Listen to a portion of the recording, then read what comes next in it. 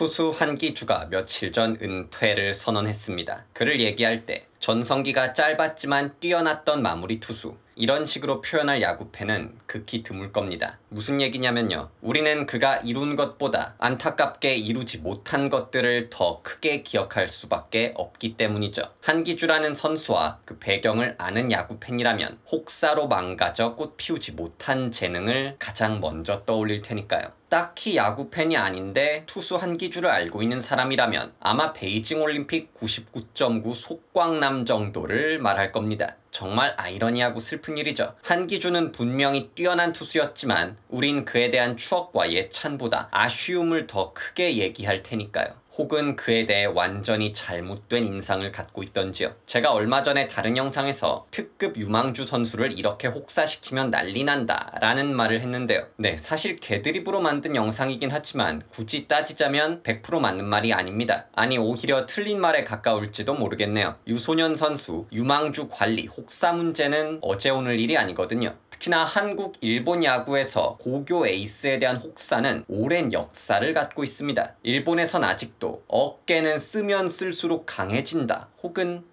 투혼, 근성, 그런 말을 하며 혹사를 감동 스토리로 포장하는 경향이 있죠. 그게 얼마나 개소린지 안타까운 에피소드를 통해 말씀드리게 됐네요. 그래도 꼭 하고 싶은 얘기니까요, 우리가 이런 일에 좀 더 관심을 가졌으면 하거든요. 시작해 볼게요.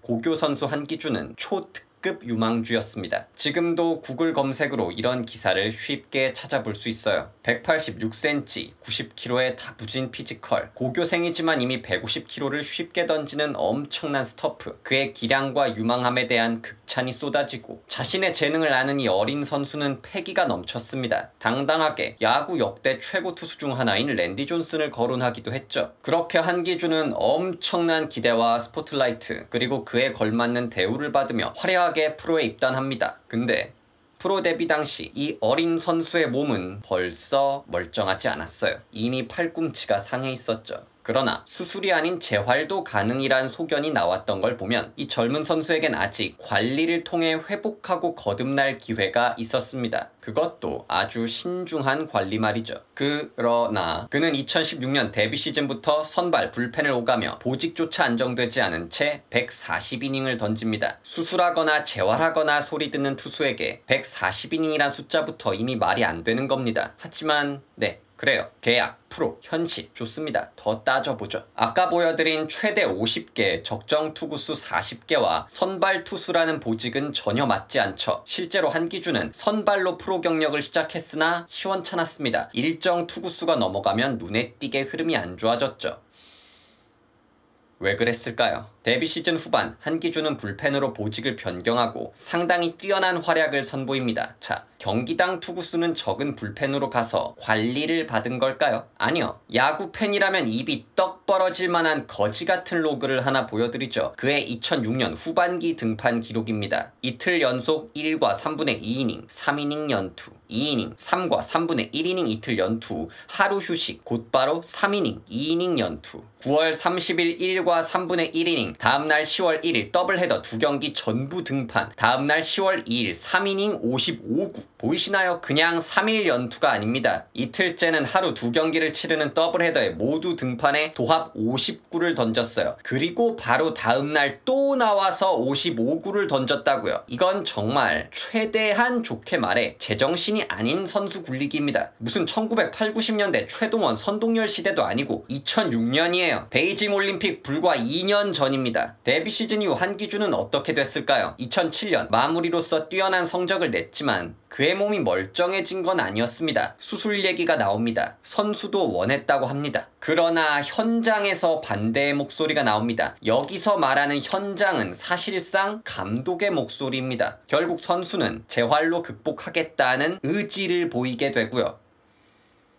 의지, 참 멋있는 단어죠. 하지만 우린 알아야 합니다. 현실에서 투혼과 근성은 꼭 일본 만화처럼 먹히는 게 아니란 걸요. 자, 다행이라고 할까요? 한기준은 2008년 데뷔년도 중반 이후부터 내달려온 전성기의 방점을 찍습니다. 26세이브 1점대 방어율 아주 준수하죠. 그러나 이 뛰어난 마무리 투수는 시즌 이후 베이징 올림픽에서 그야말로 삽을 뜨며 불기주, 한작가, 속이 꽉 찬 남자 99.9 등 온갖 오명을 뒤집어 쓰게 됩니다. 역대급 유망주, 고교 최대역, KBO 리그 톱급 마무리 투수, 그 모든 타이틀이 무색해졌죠. 베이징 올림픽은 야구 팬들만 보던 게 아니었거든요. 2006 WBC부터 2008 베이징 올림픽까진 야구 국대 경기가 대중의 관심을 가장 뜨겁게 받던 시기이기도 하고요. 그러니까 한기주를 처음 보게 된 일반 대중에게 그는 그냥 웃음거리가 된 겁니다. 야구 팬이나 대중이 뒤집어지고 욕도 한 건 불가피하고 자연스러운 현상이었습니다. 프로 선수가 못하면, 그것도 국대 경기에서 삽뜨면 돌아올 반응이야 뻔하죠. 하지만 시간이 지나고 보니, 그 배경이 더 드러나고 보니, 하필 그 시점 이후로 그의 경력이 어떻게 됐는지를 보고 나니 이건 그저 선수한테 빡치고 나중 가서 희화화할 일이 아니었습니다. 너무나 짓궂게도 그의 커리어는 그 시점부터 눈에 띄게 내리막을 타기 시작합니다. 베이징 올림픽 이후 잔뜩 이미지가 망가졌는데 프로리그 성적까지 구리다 보니 그에게 쏟아지는 비아냥과 조롱은 리미터가 깨진 수준이었습니다. 당시 선수 본인의 심정은 어땠을까요? 데뷔 때부터 몸 어딘가 이상했는데 관리는커녕 던지라는 대로 나가서 던지고 수술을 원해도 받지 못하고, 그러다 결국 몸이 비명을 지르며 견디지 못하는 상황에 왜 이리 못하냐고 욕을 먹는 건 무슨 기분일까요? 이게 2008년도 올림픽 이후 기사자료입니다. 수술 얘기가 나왔지만 2007년에 이어 또 거르게 됩니다. 결국 2009년 선수 스스로 수술을 요구한다는 사실을 이런 수준으로 밝히게 됩니다. 그래서 겨우 2009년 소속팀이 한국 시리즈에서 우승하고 나서야 한기준은 수술을 받게 됩니다.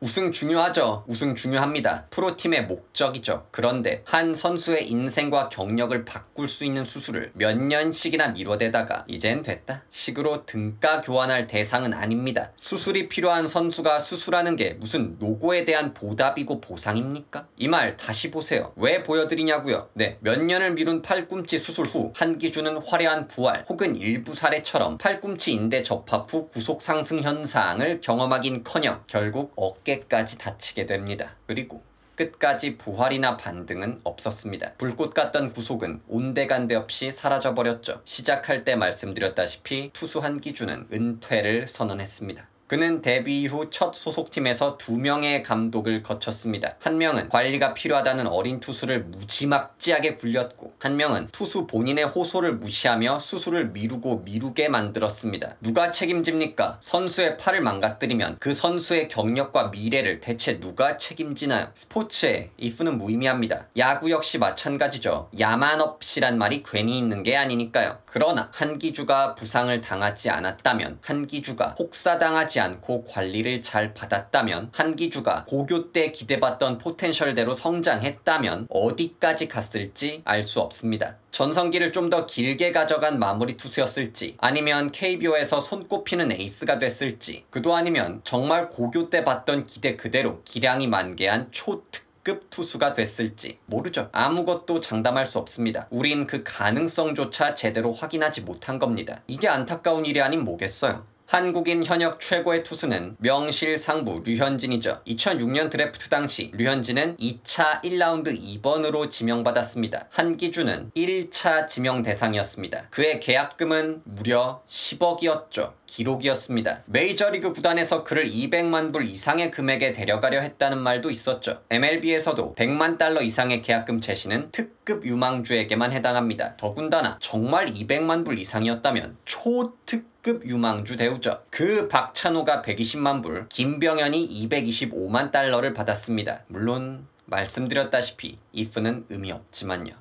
한기주의 은퇴 관련 인터뷰는 여러모로 마음을 쓰리게 하더군요. 현재 만세도 제대로 하지 못한다고 합니다. 이 비운의 투수는 끝까지 자기 자신을 탓할 수밖에 없었습니다. 가장 마음이 아픈 부분은 여기였습니다. 한기주 스스로 우리 모두가 아는 그의 가장 빛나는 시절을 말하는 부분이죠. 정말 그때 한기주는 마운드 위에서 두려울 게 없는 저 꼭대기를 거리낌 없이 바라볼 수 있는 투수였을 겁니다.